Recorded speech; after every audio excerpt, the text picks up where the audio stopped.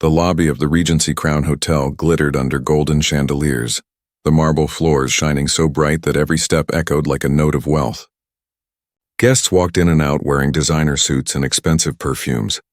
At the heart of this luxury stood a woman no one recognized, Vanessa Carter. She wore jeans, a plain white shirt, and carried a brown Louis Vuitton purse on her shoulder. Her hair was neatly tied back, her sunglasses resting on her collar. There was nothing loud or flashy about her. To most people passing by, she looked like an ordinary visitor. No one could tell that she was the woman who had built this entire hotel, the same hotel whose name glittered above the tall glass doors like a crown of success. Vanessa had come for a quiet morning visit. She loved walking through the lobby sometimes, just to feel what she had created. Every wall, every light fixture, every curve of the staircase, she had designed it herself. This place was more than just business. It was her dream made real. She walked toward the front desk with a calm smile, ready to check on a few operations. But before she could even reach the counter, she noticed two men in police uniforms stepping inside. Their eyes locked on her almost instantly. "Ma'am," one of them said loudly, "we received a complaint. Someone said you were trespassing." Vanessa blinked, surprised. "Trespassing?" The taller officer nodded, resting a hand on his belt. "Yes, ma'am. A guest reported that you were wandering around without permission. Could we see your ID?" Before Vanessa could speak, a voice echoed from behind the counter. "That's her. That's the one I called about." It was Mr. Harlow, the hotel's front desk manager. His blue suit was pressed perfectly, and his hair was slicked back like a man proud of his authority. His face carried the kind of smug confidence that comes from years of talking down to people. "Sir," Vanessa said politely, "there must be some mistake." Harlow cut her off sharply. "No mistake. You don't belong here. Guests have complained about a suspicious woman walking around taking notes and touching the furniture." Vanessa looked around in disbelief. The guests nearby were staring, whispering. A few even took out their phones to record. She could feel the weight of every eye on her. "I think you should lower your tone," she said calmly. "I'm not trespassing." "This is my property." Harlow laughed, a cold, short sound. "Your property? Please, stop embarrassing yourself. Officers, get this woman out of here before she scares the guests." One of the officers stepped closer. "Ma'am, if you don't leave voluntarily, we'll have to escort you outside." Vanessa's voice didn't shake. "You can escort me anywhere you want. But first I'll say this once, I own this hotel." The words hung in the air like thunder after lightning. For a moment there was silence. Then came the laughter, first from Harlow, then from a few bystanders. The officer shook his head. "Ma'am, let's not make this more difficult." Vanessa didn't resist when they grabbed her arm. She didn't yell or fight. She just looked around at the walls she had painted, the gold lamp she had chosen, and the logo she had designed with her initials hidden in the curve of the letter R. As they began to handcuff her, a small voice called out from across the lobby, "Mommy, why are they hurting her?" A little black girl stood beside her mother, watching with wide eyes. Vanessa's heart cracked at that moment, but she kept her head high. She looked at the child and smiled gently as if to say, "It's okay. Don't be afraid. Let's go," one of the officers said, pulling her toward the entrance. "Unbelievable," Harlow muttered under his breath. "These people think they can walk in anywhere." Vanessa heard it. She didn't respond. The words hit deep, but she wouldn't let them win. She had faced worse. Outside, the cold wind brushed against her face. Reporters and guests followed, their phones pointed like weapons. The flashing lights of police cars painted her reflection in blue and red against the glass doors. She could hear whispers behind her. "Who is she? I heard she's some kind of scammer." Maybe she tried to sneak in for free. Vanessa's wrists were tight in the handcuffs.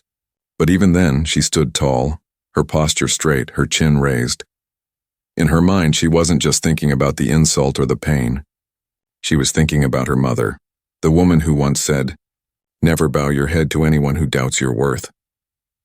As they placed her in the back of the car, Vanessa whispered softly, "Mama, I promised I'd never let them break me." The officer sitting in front glanced back. "What was that?" "Nothing," she said quietly. The drive to the police station was long and heavy. Vanessa stared out the window, watching the city pass by. Billboards, towers, and flashing signs blurred together. But her thoughts were clear. She wasn't angry. She was disappointed. She thought about how easily people judge by appearances. How a woman in jeans could be seen as a threat while a man in a suit could command respect, even when he was wrong. At the station, they took her fingerprints, asked her questions, and made her sit in a holding room. The clock ticked slowly, echoing in the silence. After an hour, one of the officers came back. "Ma'am, your lawyer's here." Vanessa nodded. Of course he was. Her lawyer, James Whitaker, had worked with her for years. A calm, older man with sharp eyes and quiet authority. He entered the room, holding a thick folder. "Miss Carter," he said, his voice low but firm, "this is going to be over soon." The officer who had arrested her looked confused. "Miss Carter? Wait, the same Vanessa Carter who—" "Yes," James interrupted. "The owner of the Regency Crown Hotel." The officer's face turned pale. He looked at Vanessa, realizing what he had done. I'm so sorry, ma'am. We didn't know." Vanessa stood slowly, her eyes calm but filled with meaning. "That's the problem," she said. "You didn't ask. You just assumed." The officer looked down, unable to meet her gaze. James placed the ownership documents on the table. "Here's the proof. I suggest you release my client immediately." Within minutes, the cuffs were off. The police chief himself came to apologize, but Vanessa didn't stay for long. She didn't need their apologies. She had already decided something. When she stepped outside the station, the same cameras that filmed her humiliation now flashed again, capturing her calm, composed walk into her car. The crowd outside whispered once more, this time with shock and guilt. "That's the owner? She owns the whole place?" She didn't even yell or fight back. As her car pulled away, Vanessa leaned back and closed her eyes. She could still hear the echoes of Harlow's voice calling her a liar, a trespasser, someone who didn't belong. But she knew the truth. And sometimes the truth doesn't need to shout, it only needs time to reveal itself. In that quiet ride home, Vanessa made a promise to herself. She wouldn't let anger write her story. She would write it with grace, with purpose, and with the power that comes from knowing who you are, even when others don't. She whispered softly, "They may have arrested me, but they didn't touch my dignity." Outside her window, the city lights shimmered like hope waiting to rise again. That night, as she stood before the mirror in her apartment, she looked at her reflection and smiled faintly. "Tomorrow," she said, "they'll see who I really am." The next morning, the world woke up to a storm. Vanessa Carter's name was everywhere. Photos and videos from the hotel lobby spread across social media like wildfire. A woman handcuffed in the middle of her own creation, surrounded by police, accused of trespassing at the hotel she had built with her bare hands. Some clips showed her calm expression, the way she didn't scream or struggle, even as others mocked her. Others captured the moment she said those 5 unforgettable words, "I own this hotel." By noon, hashtags began to rise. People debated, argued, and demanded answers. Some called it a misunderstanding. Others called it discrimination. But what stood out most was Vanessa's composure, her silence, her poise, and that unshakable dignity on her face. Vanessa, however, had not opened her phone once. She sat alone in her living room, sipping tea by the window. Outside, the sun glowed over the skyline, but her mind was far away, back to that little girl in the lobby who had looked up at her with frightened eyes. That moment haunted her more than the humiliation itself. Vanessa remembered the way the girl clutched her mother's hand, confused and afraid. She knew the child would carry that image forever, a woman who looked like her, being treated like she didn't belong. And that was what hurt the most. A soft knock came at the door. It was James Whitaker, her lawyer and close friend. He looked tired but relieved to see her calm. "Vanessa," he said gently, "the media is exploding. Every outlet wants your statement. Do you want me to arrange a press conference?" Vanessa looked at him, then shook her head slowly. "No, not yet," James frowned. "They're painting all kinds of stories. Some are sympathetic, but others are unkind. If you don't speak now, people will fill in the blanks for you." "I know," she said quietly, "but I don't want to fight with words. I want to speak with action." James sighed. He had worked with her long enough to know that when Vanessa said something like that, she meant it. "Just remember," he said softly, "the world is watching. How you respond will define how they remember this." Vanessa smiled faintly, then let them watch. Later that day, she went back to the Regency Crown. The security guards at the entrance froze when they saw her step out of the black car. Their radios crackled, and within seconds staff began whispering. The same marble floors that had witnessed her humiliation now echoed with her quiet footsteps. This time, everyone knew exactly who she was. Mr. Harlow, the manager, stood behind the counter, his face pale. His voice trembled when he tried to speak. "Ms. Carter? I didn't know." Vanessa raised a hand gently. "Please don't, not now." She walked past him toward the center of the lobby. The chandeliers sparkled above her as if the building itself recognized its true owner had returned. The guests who had seen the incident the day before tried to avoid eye contact, embarrassed by their silence. She didn't need to say anything. Her presence alone changed the air. Vanessa stopped near the exact spot where she had been handcuffed. She stood there quietly for a few seconds, her gaze steady. She could almost see her younger self. The hard-working girl who dreamed of building a place where everyone would be treated with respect. That dream had been tested now, but it wasn't broken. A small voice interrupted her thoughts. "Excuse me, are you the lady from yesterday?" Vanessa turned. It was the same little girl she had seen before, the one who had watched everything. Her mother stood behind her, nervous but smiling softly. "Yes," Vanessa said kindly. "I remember you." The girl looked up, her eyes shining with curiosity. "You really own this place?" Vanessa knelt down, smiling gently. "Yes, sweetheart, I do." The girl's mother quickly spoke up. "I just wanted to say, I'm so sorry for what happened. My daughter hasn't stopped talking about you. She said you were brave." Vanessa's eyes softened. "Thank you. That means more than you know." She looked at the girl again. "Do you know what bravery means?" The child thought for a moment. "It means not being scared," Vanessa smiled. "Almost. It means being scared but standing tall anyway." The girl grinned proudly, and her mother's eyes filled with emotion. Vanessa stood and nodded to them before continuing her walk through the lobby. The encounter left her heart both heavy and light. Heavy from what she endured. Light because she realized that her silence yesterday had already spoken volumes. That evening, her phone rang again. It was the mayor's office. They wanted her to attend a press conference to address what had happened, to speak about discrimination in business ownership and women empowerment.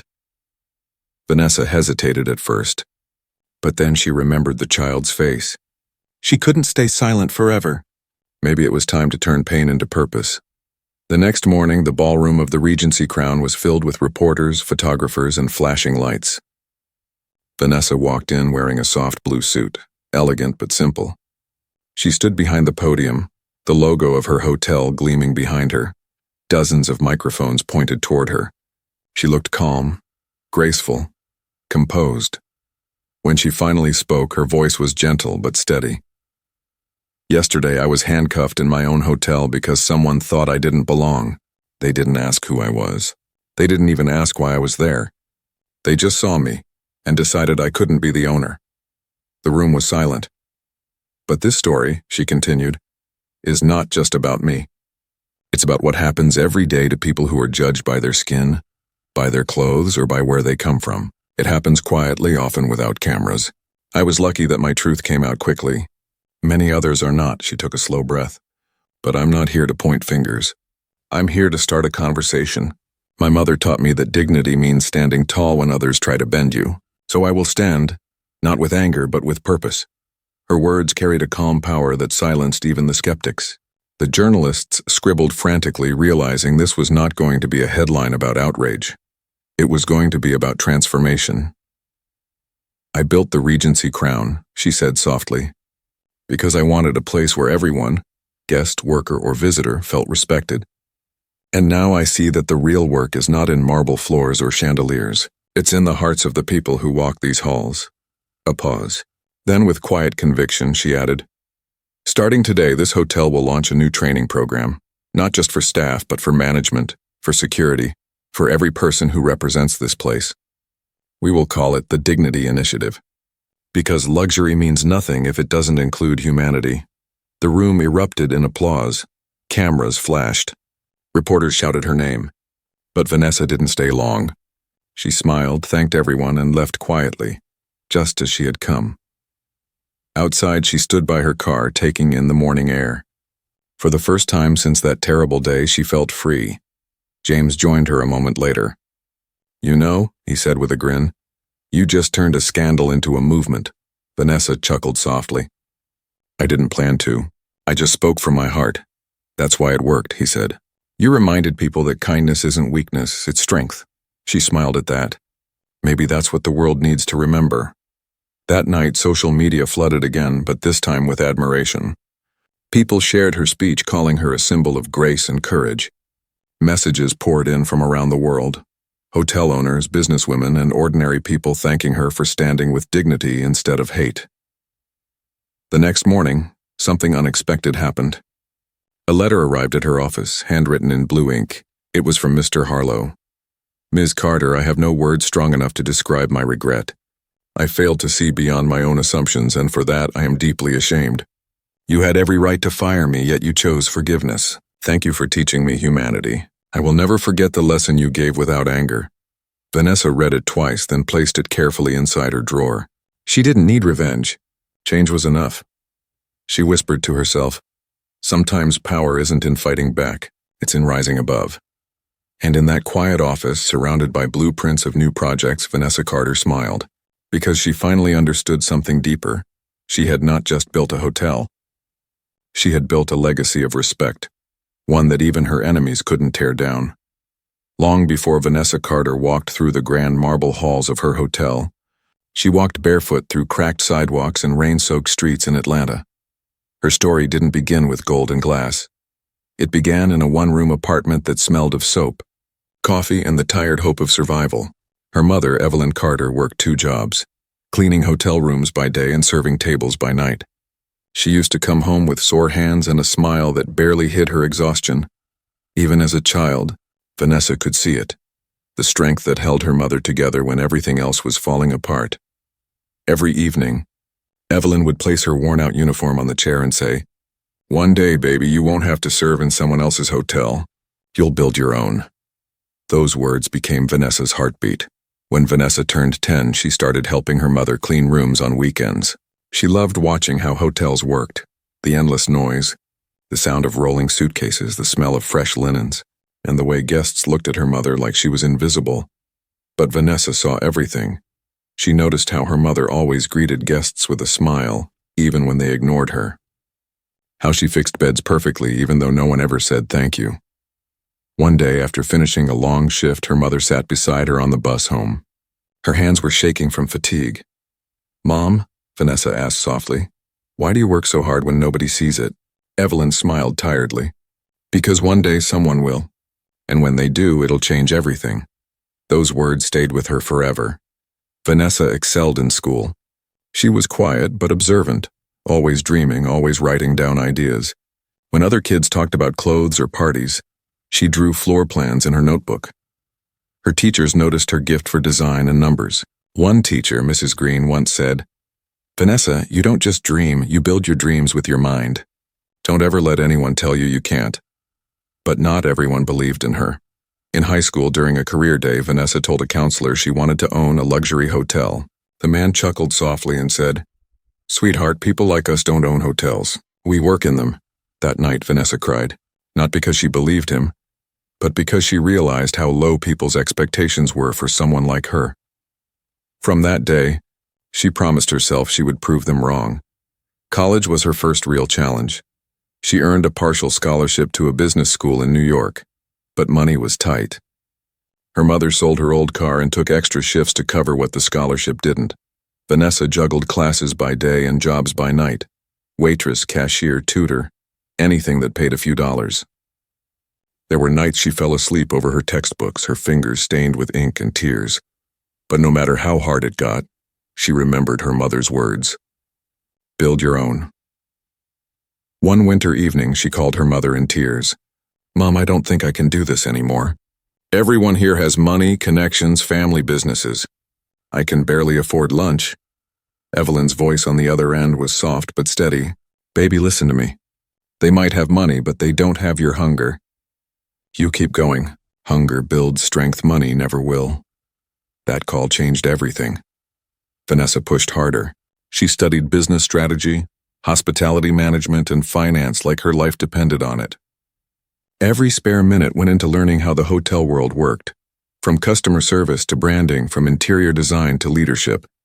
She didn't just want to run a hotel. She wanted to redefine what success looked like. After graduating, Vanessa faced her hardest test yet: reality. No one wanted to hire her for a management role. Most companies told her she lacked the image they wanted. A few interviewers even assumed she wanted to work in housekeeping instead. She didn't complain. She took those jobs. For 2 years, she worked as a front desk clerk, greeting guests who looked through her like glass. But during breaks, she took notes, studying how guests behaved, how rooms were priced, how managers handled problems. She was learning the system from the inside. Her co-workers laughed when she stayed late at night, reviewing reports and financial sheets. "Vanessa, go home," they said. "You're not getting paid for this," she smiled quietly. "I'm not working for them. I'm working for me." When she turned 27, Vanessa had saved just enough to rent a small run-down motel on the edge of town. The sign was broken, the paint peeling, and the reviews were terrible. But to Vanessa, it was a blank canvas. She called it the Sunrise Inn, because she believed every place deserved a new beginning. For months, she scrubbed floors herself, painted walls, washed sheets, and designed flyers. Her mother helped her clean rooms again, just like they used to. But this time, they weren't working for someone else. They were building something of their own. Guests were skeptical at first, but word spread quickly. Vanessa treated every visitor like family. She remembered their names, listened to their stories, and made sure everyone left feeling valued. Within a year, the motel turned a profit. Then another. She reinvested everything, bought another property, then another. Each time she upgraded, improved, expanded. By her mid-30s, Vanessa Carter was running a small but growing chain of boutique hotels, known for warmth, quality, and a touch of elegance that came from genuine care. But she wasn't satisfied yet. She wanted something grand, something that would stand as a symbol of what hard work and belief could create. And that dream became the Regency Crown Hotel. Building it wasn't easy. Banks doubted her. Investors questioned her. Some even told her to find a male business partner if she wanted to be taken seriously. But Vanessa never begged for validation. She smiled, shook their hands, and kept moving. Finally, one small investment firm believed in her vision. They offered her funding, under one condition: she had to run every operation herself for the first 2 years. Vanessa agreed without hesitation. She spent sleepless nights studying architecture, furniture design, and customer experience. She wanted every corner of her hotel to reflect her journey: strength, elegance, and equality. When construction was completed, and the glass doors opened for the first time, Vanessa stood in the lobby alone at dawn. The chandeliers sparkled like tears of joy above her. She whispered softly, "We did it, Mom." Evelyn, now older and frail, smiled proudly beside her. "Baby," she said with tears in her eyes, "you didn't just build a hotel. You built hope." For years, the Regency Crown became one of New York's finest luxury hotels. Celebrities stayed there. Business leaders hosted events there. The same banks that once doubted her now invited her to speak at their conferences. But success didn't change Vanessa. She still visited every week, still greeted her staff by name, still helped a nervous employee calm down before a big event. She was kind, but firm, elegant, but grounded, until the day she walked in wearing jeans and a white shirt, and the same world she once proved wrong tried to humiliate her again. Now, sitting in her office, Vanessa thought back to that young girl who dreamed of building a hotel that treated everyone with respect. She realized something powerful. She had succeeded, but society hadn't changed as much as she hoped. Yet she wasn't broken. If anything, the pain reminded her of why she started. As she looked at the framed photo of her mother on the desk, Vanessa whispered, "You were right, Mom. Some people still don't see us, but now they will." She leaned back, her eyes filled with determination. Her next move wouldn't just be about business. It would be about legacy. Vanessa picked up her phone and called James. "I've been thinking," she said. "I want to start something new, something that helps young women who come from nothing like me." James smiled on the other end. "I was wondering when you'd say that. What's the plan?" "I want to create a scholarship for girls who have the dream but not the opportunity. I want to give them what my mother gave me. Belief. That's beautiful, James said. And fitting. You're turning pain into progress again. Vanessa smiled softly. That's all I've ever known how to do. As the city lights glowed through her window, she felt something new. Not pride, not relief, but peace. The world had seen her strength.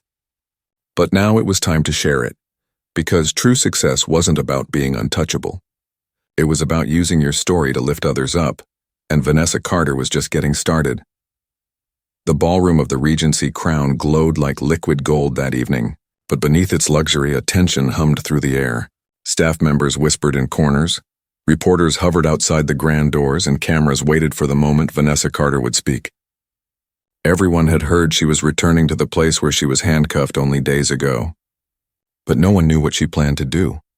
When Vanessa arrived, she didn't walk in surrounded by guards or assistants. She entered alone, wearing a navy blue suit and simple heels.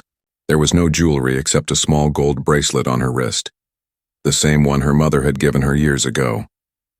The murmur of voices faded as she walked across the marble floor. Calm, graceful, unshaken. Every step she took seemed to echo with quiet power.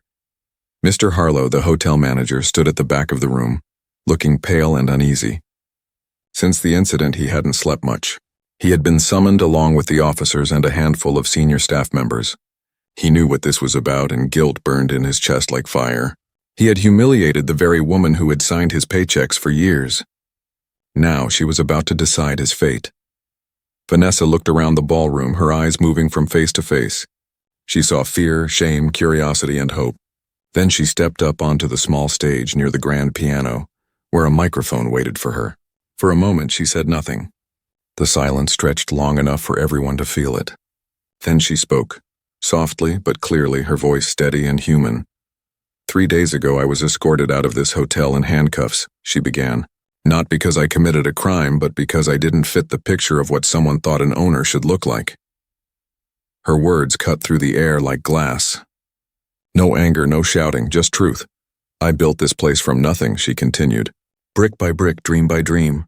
But when I walked through those doors in jeans and a white shirt, no one saw the builder. They saw a trespasser.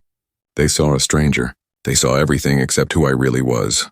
People shifted uncomfortably. The officers looked down. Harlow's hands tightened at his sides. Vanessa paused and glanced toward the tall glass windows. The city lights shimmered beyond them, distant and cold. Then she turned back to her staff. This building is made of marble, but what good is marble if our hearts are made of stone? What good is success if we forget compassion? No one dared to move or speak. The ballroom, usually filled with music and laughter, had become a place of reflection. I didn't come here for revenge, she said quietly. I came here to remind you what this hotel was meant to stand for. The Regency Crown wasn't built for the powerful. It was built for the dreamers. For the workers, for the people who clean the floors and serve the guests and make this place shine. It was built to honor the dignity my mother taught me when she scrubbed hotel bathrooms so I could have a future. Her voice broke slightly on that last line, but she kept her composure. A few of the younger employees wiped tears from their eyes. Vanessa stepped closer to the edge of the stage and looked directly at Harlow. Mr. Harlow, she said. He stiffened. You could have asked for my ID. You could have checked the registry. Instead, you called the police. Why? He swallowed hard, struggling for words. Ms. Carter, I thought I was protecting the hotel's image. I made a terrible mistake. Vanessa nodded slowly. You did. But I've made mistakes too. I've learned that anger can destroy faster than injustice ever could. So I choose not to punish you. Not because you deserve it, but because the lesson will be louder than the consequence. Harlow's eyes filled with tears. Thank you, he whispered. Vanessa turned back to the crowd. From today, the Regency Crown will begin something new. A program for every employee, from the janitor to the general manager. We'll call it the Humanity Promise. It will teach what no textbook can: empathy, fairness, and respect. Because this hotel doesn't just serve guests, it serves people. And every person deserves to be seen. Applause began slowly, hesitant at first, then stronger. The officers who had handcuffed her stood near the entrance, their faces red. Vanessa walked toward them calmly. You did your job, she said softly. But next time you see someone, look a little deeper. The uniform doesn't make the person, and neither does the skin. One of the officers nodded, struggling to hold back tears. "We're truly sorry, ma'am," he said. "You've shown more grace than we deserve." "Grace isn't about who deserves it," Vanessa replied. "It's about who needs it." As the applause grew louder, the atmosphere began to shift. What had started as guilt turned into something else: respect, admiration, inspiration. Reporters outside could hear the sound of clapping through the walls, but didn't yet know the words that had filled the room. Later, when Vanessa stepped out into the cool night, dozens of flashing lights met her. Microphones were thrust toward her face. "Miss Carter, how do you feel after everything that happened?" a reporter asked. She stopped and smiled faintly. "I feel free," she said. "Not because I proved anything, but because I chose peace over anger. I learned that silence can speak louder than shouting, and kindness can win wars pride never could." Her driver opened the car door. But before getting in, Vanessa looked up at the hotel's golden lights one more time. She saw her reflection in the glass, strong, proud, and at peace. For the first time, she realized that she didn't need the world's validation. She had already won. The next morning, the story of her speech spread everywhere. The headlines didn't call it a scandal anymore. They called it the Night of Grace. Videos of her words went viral. People shared them across the world, adding captions like "True Strength" and "This is Leadership." Messages poured into her inbox. Strangers wrote from every corner of the world. Mothers, students, police officers, even hotel owners. They told her how her story made them rethink how they treated others. One message stood out. It was from a young woman in Chicago. "Miss Carter," it read, "I was about to quit my job after being treated unfairly. Then I watched your video. You reminded me that walking away isn't the only way to win. Thank you for showing me how to stand with dignity." Vanessa smiled at that message for a long time. She didn't reply right away. She didn't have to. Sometimes, when your actions touch people, silence is the most beautiful response. Over the next few weeks, Vanessa turned her promise into action. She personally led workshops for her staff. She invited speakers, activists, psychologists, educators to talk about respect and inclusion. Employees began sharing their own stories, some of them speaking for the first time about experiences they had hidden for years. The atmosphere in the hotel changed completely. It no longer just smelled of perfume and polished wood. It carried warmth, humanity, and pride. Vanessa didn't stop there. She launched a charity in her mother's name, the Evelyn Foundation, offering scholarships to young women from underprivileged backgrounds who wanted to study business, design, or hospitality. She believed in giving others the start she never had. When she spoke at the foundation's first event, she looked out over the crowd, hundreds of young faces full of hope, and said, "Every person you see here today is proof that our past doesn't define us. What defines us is how we rise." The applause was thunderous. But for Vanessa, it wasn't about fame. It was about planting something that would outlive her, a legacy of fairness and faith. Months passed, and the world eventually moved on to new headlines. But the story of the woman arrested in her own hotel remained a symbol. In schools, teachers told it to students. In workplaces, leaders used it as an example of humility and strength. Sometimes Vanessa still walked quietly through the Regency Crown, wearing jeans and a simple shirt like before. Staff members greeted her with warmth and respect, not because she was the owner, but because they had learned to see the person before the title. One evening, as she stood in the lobby, the little girl who had watched her arrest months ago ran up to her again. Her family had returned to the hotel for a vacation. "You're the lady who owns the hotel," the girl said excitedly. Vanessa knelt down, smiling. "Yes, I am." "My mom said you're really brave," the girl added. Vanessa laughed softly. "Your mom is right, but you know something. Being brave doesn't mean you never get scared. It means you face the world even when you are." The girl nodded as if she understood, and her mother gave Vanessa a grateful smile. After they left, Vanessa looked around her lobby again. It was more than a building now. It was a symbol of her journey, of a little girl's dream that had been doubted, broken, and reborn into something even greater. And though the night outside was dark, inside the hotel everything seemed to shine brighter. The chandeliers sparkled like the stars her mother used to tell her to reach for. Vanessa took a deep breath and whispered, "You see, Mama. They see us now." Morning sunlight spilled through the wide glass windows of Vanessa Carter's office, painting golden streaks across the mahogany desk where she sat quietly reviewing a letter. The envelope had no sender name, only the words handwritten in elegant script. To the woman who changed everything. Inside was a note from an employee, one of the very security guards who had been present during her arrest. Ms. Carter, it read, I don't expect forgiveness, but I need you to know that your words changed me. I've worked security for 15 years, and that night was the first time I realized how easily we judge what we don't understand. I see people differently now. Thank you for seeing me when I couldn't see you. Vanessa set the letter down slowly, her eyes soft with thought. She looked out at the skyline, the same one she used to dream of conquering. Yet now, success didn't feel like conquering anything. It felt like understanding. She had spent months rebuilding not her hotel, but its heart. The Humanity Promise was no longer just a staff program. It had grown into something larger, a movement. Other hotels were calling, asking if they could adopt the same training. Colleges wanted her to speak. Even city officials reached out to learn how empathy could be built into leadership.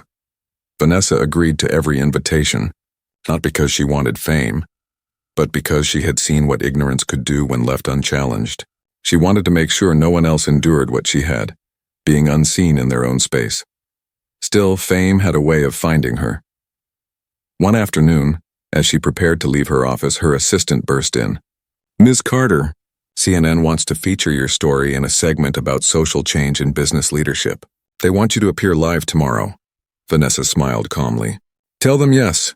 The assistant blinked, surprised. Just like that? Yes, Vanessa said. It's not my story anymore, it's everyone's. The next day, Vanessa sat beneath bright studio lights. Cameras surrounded her. Makeup artists dabbed her cheeks, and a host with a polished smile leaned forward across the table. Ms. Carter, the host began, your story inspired millions. You turned an act of humiliation into one of the most graceful comebacks we've ever seen. How did you do it? Vanessa smiled softly. I didn't plan to.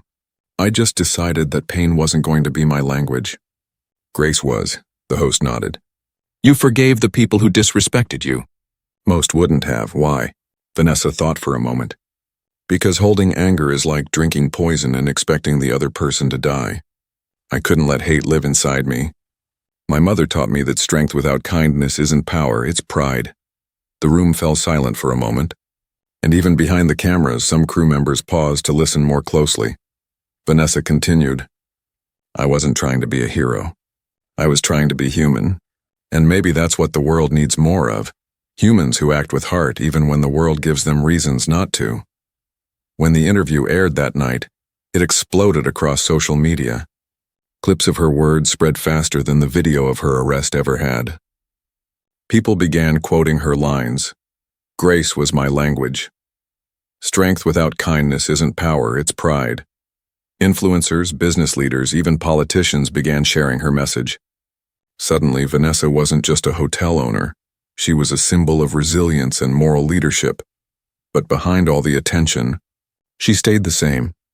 Weeks later, Vanessa received a call from an old friend she hadn't heard from in years. Renee, a woman she'd met in college who had once helped her study during sleepless nights. Renee now worked as the head of a women's shelter program. Vanessa, I've been following your story, Renee said over the phone. Your message means more than you know. But I need a favor. Something bigger than interviews. Tell me, Vanessa replied. I want to build a shelter for women who lost everything but haven't lost hope. We need funding and visibility. I thought, maybe the Humanity Promise could partner with us. Vanessa didn't hesitate. Consider it done. And just like that, her next chapter began. Not inside hotel walls, but out in the world. Within weeks, Vanessa announced her new project, The Haven. It would be a network of safe spaces across the country, built to help women rebuild their lives with dignity, offering education, career training, and emotional support. She put her own money into it, but more importantly, she put her time. She visited shelters, spoke with survivors, and listened to their stories. Each woman reminded her of her mother, fighting silently, unseen by the world, yet burning with courage. At one event, a woman stood up during Vanessa's speech and said, You gave me back my belief in myself. I thought the world forgot about people like us. But you showed that kindness still wins. Vanessa's eyes welled with tears as she took the woman's hand. "No one is forgotten," she said softly. "Sometimes the world just needs someone to remind it to look again." That night, when Vanessa returned home, she stood by her window and stared at the city lights. They flickered like memories, moments of joy, pain, growth, and grace all blending together. She thought about her mother again. The old photo of Evelyn sat on the shelf behind her, still smiling in her housekeeper's uniform. Vanessa walked over, gently picked up the frame and whispered, "We're helping them, Mama, just like you helped me." For the first time in a long while, she allowed herself to cry, not from sadness but from gratitude.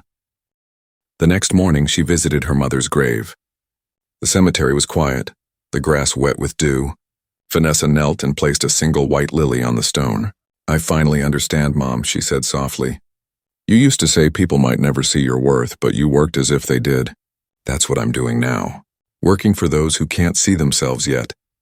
She stayed there for a long time, listening to the wind move through the trees, feeling a peace that words couldn't capture. Months later, at the Regency Crown, life felt different. The air carried a kind of calm pride. Employees smiled at each other genuinely. The new training programs had created an environment where everyone, from janitors to executives, felt seen and valued. One afternoon, Vanessa stopped by the break room, where a young receptionist named Lena was serving coffee to guests. The girl looked nervous but eager. "Ms. Carter," Lena said shyly, "I wanted to thank you. Before working here, I was scared I'd never fit in anywhere. But this place, it feels like home." "You made that happen." Vanessa smiled, touched. "You made that happen, Lena. You showed up every day and gave your best. I just built the place for it to happen in." Lena grinned, inspired. "One day I want to open my own hotel. Maybe even bigger than this one." Vanessa laughed softly. "Then I'll be your first guest." As she walked away, she realized something beautiful. She was no longer just building hotels or programs. She was building people. The following year, the Hospitality Association of New York announced its annual Leadership Awards. The ceremony gathered CEOs and executives from across the country.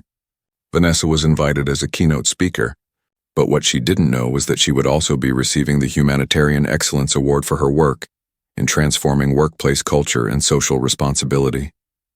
When her name was called, the room stood in applause. As she walked to the stage, Vanessa thought about how strange life was. The same world that once handcuffed her now celebrated her. She stood before the microphone, her voice humble and warm. "I once thought success was about how high you rise," she said. "But I've learned it's about how many people you lift as you climb. If my story has taught me anything, it's that pain can be the birthplace of purpose." The audience listened, moved. Some had tears in their eyes.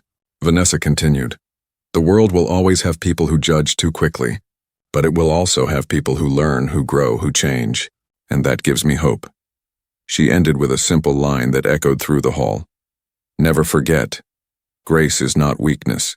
It's the quiet fire that rebuilds everything that hate tries to burn." The crowd rose again, applauding for a long time. When she stepped off the stage, Vanessa didn't feel proud in the usual sense. She felt thankful. She thought about all the people who had walked with her through the darkness. Her mother, James, her employees, even the ones who had wronged her.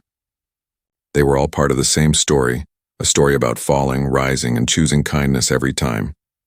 As she drove home that night, she looked up at the skyline again. The city sparkled like a field of stars, and in her heart she knew this chapter of her life wasn't the end. It was just another sunrise. Vanessa whispered to herself, if they only knew then what they know now, maybe they'd see that everything they tried to break only helped me shine brighter. She smiled softly, rested her head back against the seat, and let the city lights wash over her face like blessings. Tomorrow there would be new challenges. But tonight she had peace, and that was enough. Rain fell softly against the windows of the Regency Crown that evening, streaking down the glass like quiet memories. The city outside was alive with motion, horns, footsteps, neon reflections, but inside Vanessa Carter's office there was calm. She sat alone at her desk, reading through the latest reports from the Haven and the Evelyn Foundation. The numbers showed growth. Hundreds of women had found jobs, new homes, and renewed faith in themselves. It should have made her happy, but her heart felt heavy. Her phone vibrated, flashing with a message from an unknown number. It read, "You don't know me, but I think you once helped my mother." Vanessa frowned, slightly curious. The message continued. "She used to clean hotel rooms when I was little. She said her boss was kind, treated her with respect, and gave her time off when I was sick. She passed away last year, but I found a photo of her standing next to you. I just wanted to say thank you for being the kind of person who never looked down on her." Vanessa set the phone down slowly, her eyes glistening. She whispered, "Her name was Maria, wasn't it?" She remembered the woman clearly, a quiet single mother who worked at her first motel years ago. The memory hit her harder than expected. So many people had passed through her life, and yet she had carried pieces of each one in her heart. She leaned back in her chair, looking out at the rain. Somewhere along her journey, she had gone from being a dreamer to being someone people looked up to. But what truly mattered wasn't the praise or awards. It was moments like this, reminders that her choices had quietly shaped lives she would never even meet. Later that week, Vanessa traveled to Chicago for a leadership summit. The event brought together hundreds of business owners, innovators, and policymakers. The organizers introduced her as the woman who turned humiliation into humanity. When she walked onto the stage, the audience rose in applause. Vanessa smiled humbly, waiting for the room to settle before she began. "When I started my first motel," she said, "I didn't know what success meant. I thought it was about money, about status. But life has a way of humbling you. It teaches you that true success is not what you own, it's what you give back." She paused, looking over the crowd. "We live in a world that teaches competition, not compassion. But I've learned that when you build people, you build something stronger than business. You build a legacy." Her words echoed in the hall, and the audience sat quietly, listening as if afraid to interrupt the truth in her voice. After the speech, people lined up to meet her. Some wanted advice, others simply wanted to thank her. But one man in the line stood out, a middle-aged police officer with gray hair and tired eyes. When it was his turn, he looked nervous. "Ms. Carter," he began softly, "you probably don't remember me, but I was one of the officers who arrested you that day." Vanessa's eyes widened slightly, but she didn't speak. He continued, his voice shaking. "That day has haunted me for years. I've replayed it in my head 1,000 times. You were calm, respectful, and I treated you like a criminal. Since then, I've made it my mission to train my team differently, to make sure they never judge someone by appearance. I just needed to say, thank you. You changed me." For a moment, the entire room seemed to disappear. Vanessa looked at him, her eyes filled with empathy, not anger. She reached out and took his hand. "You don't owe me an apology," she said quietly. "We all make mistakes. What matters is who we become after them." The officer blinked rapidly, fighting tears. "You're a better person than I could ever be." Vanessa smiled softly. "No. I'm just someone who chose not to let pain harden me." When he left, people in the line were silent. Some wiped their eyes. That brief encounter spoke louder than any speech could. Later that night, back in her hotel room, Vanessa sat on the balcony, watching the city lights shimmer below. The air smelled of rain and concrete. For the first time in a long while, she felt a quiet fulfillment, a kind that didn't come from achievements but from peace. She opened her laptop and began drafting an open letter to publish the next morning. The title was simple: "To everyone who has ever been judged before being known." In it, she wrote, "You don't need to shout to be heard. You don't need to fight to prove your worth. Sometimes the loudest strength is quiet grace. The world will see you through its filters, too young, too poor, too different. But that's not your reflection, that's theirs. Don't let it define you. Define yourself by how you rise, by how you forgive, by how you build. I did not win because I was strong. I won because I stayed kind." She read the words twice before closing her laptop. The city outside seemed to glow brighter, as if the world itself had exhaled. The following morning, her letter went viral. Thousands shared it. Journalists called it a love letter to the unseen. Schools printed it for students. Corporations framed parts of it in their offices. Vanessa hadn't written it for recognition. She had written it for the people who needed to hear what she once needed to hear herself. One afternoon, while leaving a meeting, she was stopped by a woman in the hallway, a janitor wearing a blue uniform. Ms. Carter, the woman said shyly. I read your letter. I've worked here 10 years, and yesterday my boss finally told me he appreciated me. He said your story made him realize he'd never thanked me before. I just wanted you to know you changed this place. Vanessa smiled warmly and took her hand. No, you changed it. You reminded them that everyone matters. The woman's eyes filled with tears. I'll never forget you. Vanessa walked away quietly, her heart full. Every encounter like that reminded her why she had endured the pain, why she hadn't stayed silent. Her story had stopped being hers long ago. It now belonged to every person who had ever been underestimated, dismissed, or invisible. As months passed, the Humanity Promise became a national initiative. The government partnered with her foundation to implement empathy and equality programs in workplaces across multiple industries. The same halls that once doubted her now echoed her teachings. One morning, Vanessa received a personal letter from the governor himself, inviting her to the state capitol for a ceremony honoring her contributions. When she arrived, the audience included not just business leaders but ordinary people, workers, teachers, even students who had been touched by her journey. The governor smiled as he presented her with a plaque. Ms. Carter, you reminded us that leadership isn't about control, it's about compassion. You showed the nation what true dignity looks like. Vanessa accepted it with grace. When it was her turn to speak, she didn't talk about herself. She talked about her mother. She was never on a stage, Vanessa said softly. She never owned a business or gave speeches.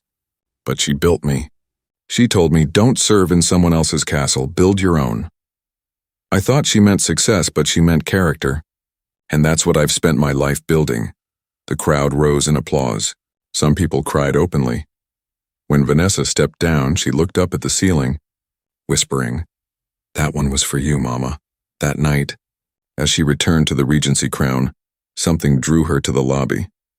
It was late, nearly midnight, and the chandeliers shimmered softly in the quiet. She walked slowly, her heels tapping against the marble she had once been dragged across. But now every sound felt different, like the heartbeat of triumph. She paused near the spot where she had been handcuffed years ago. The memory flashed, but it no longer brought pain. Instead, it brought peace. A young bellhop approached her shyly. Ms. Carter, you're still here? Yes, she said with a smile. I like to walk when it's quiet. The building feels alive, he nodded. It's beautiful, ma'am.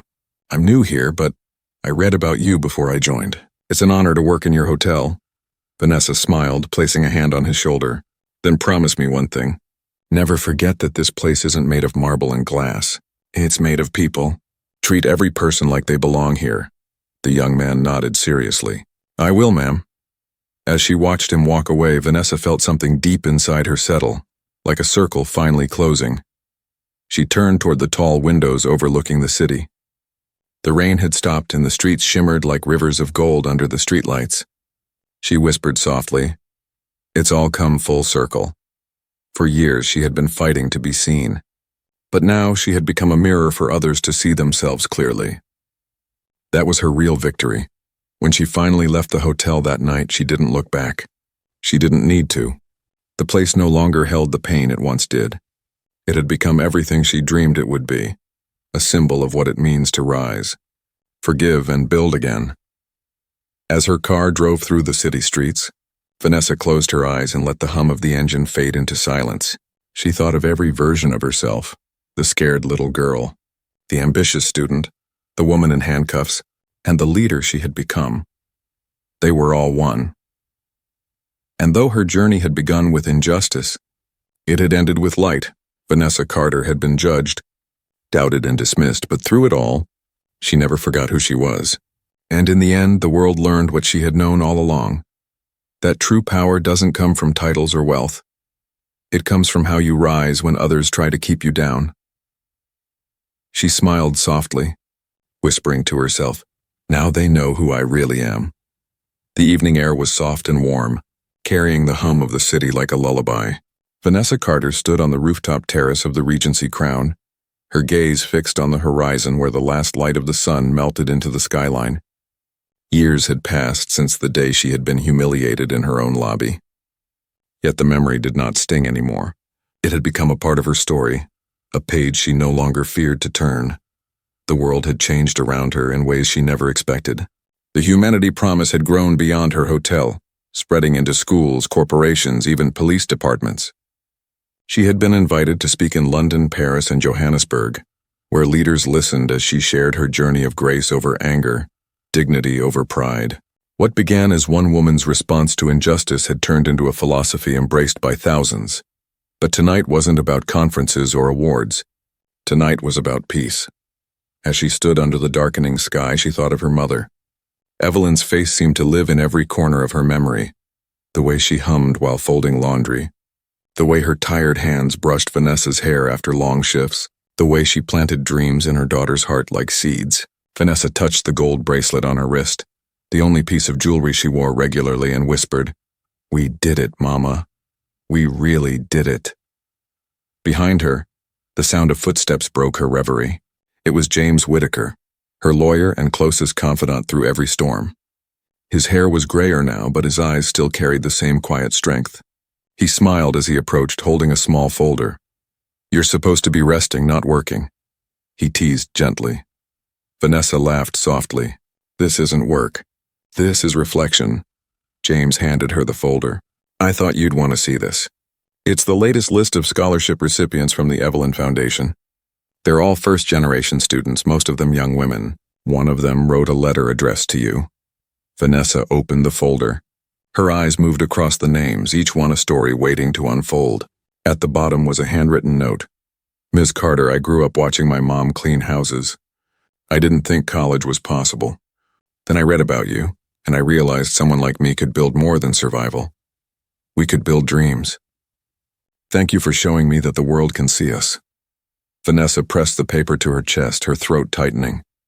"That's all I ever wanted," she said softly. James looked at her with quiet admiration. "You've turned pain into power, Vanessa. And not just for yourself, for generations." She smiled faintly. "It's strange. People call me strong, but I was just tired of proving myself through anger." Grace was easier to carry. They stood together for a moment, watching the city pulse with life. The following week, Vanessa traveled to a small town in Georgia to attend the dedication of a new school funded by her foundation. The building was modest, but its walls carried murals of hope, children painted holding books, women raising their hands high, families standing together with dignity. When Vanessa entered, the children cheered, calling her name. She laughed, overwhelmed by the warmth. A little girl ran up to her, tugging at her sleeve. "Ms. Carter, is it true you own the biggest hotel in New York?" Vanessa knelt to meet her eyes. "Yes," she said with a smile. "But do you know what's bigger than a hotel?" The girl shook her head. "A heart that doesn't give up," Vanessa replied. The child grinned widely, and in that moment, Vanessa saw herself again, the little girl who once believed she could build something no one else imagined. That night, as she sat in her hotel room in Georgia, Vanessa wrote in her journal, something she hadn't done in years. "I am not defined by the night they arrested me. I am defined by the day I chose to forgive. My story isn't about a hotel, it's about humanity. And if even one little girl believes in herself because of me, then every wound was worth it." Months later, the Evelyn Foundation announced a massive expansion. It would now operate internationally, supporting women entrepreneurs in Africa, Asia, and Latin America. Reporters asked Vanessa how she felt about her influence reaching so far. She answered simply, "I don't see it as my influence. I see it as my mother's voice finally being heard around the world." Her words moved people deeply, and soon, her story became part of leadership courses, business seminars, and even motivational textbooks. Yet Vanessa never let it change who she was. She still visited her hotels quietly, still stopped to speak to receptionists and janitors, still believed in being present more than being praised. One evening, after a long day, she found herself once again walking through the Regency Crown lobby. It was late, and the hall was nearly empty. She stopped at the exact spot where she had once been handcuffed. For a long time, she stood there, remembering the sting of humiliation, the whisper of doubt, and the silent smile she gave the little girl watching. And then she realized something powerful. That moment hadn't broken her, it had revealed her. Without it, she might never have discovered how deep her strength truly was, how far her mother's lessons could reach, how much her story could inspire the world.